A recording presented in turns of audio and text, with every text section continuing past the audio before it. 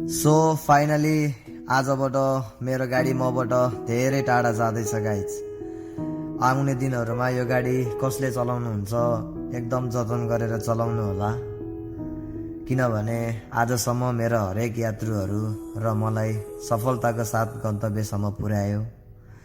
तिमीलाई आफूबाट टाढा पठाउन त कहाँ मन थियो र, तर विडम्बना पराईको नजर लाग्यो तिमीलाई। आजसम्म मैले जे प्रगति गरेँ, जे उन्नति गरेँ, सबै तिम्रै मार्फत गरेँ। त्यसैले म एकदम तिमीप्रति आभारी छु। अब मेरो भन्नु केही नै छैन गाइज। चाँडै अब नयाँ गाडी पनि आउँदैछ। अब हजुरहरूले सधैँभरि माया गरिदिनु होला, कहिले पनि माया नमार्नु, र म पनि तिमीलाई कहिले पनि माया मार्दिन मेरो प्यारो गाडी। I love you so much. एकदम चित्त दुखिरहेछ।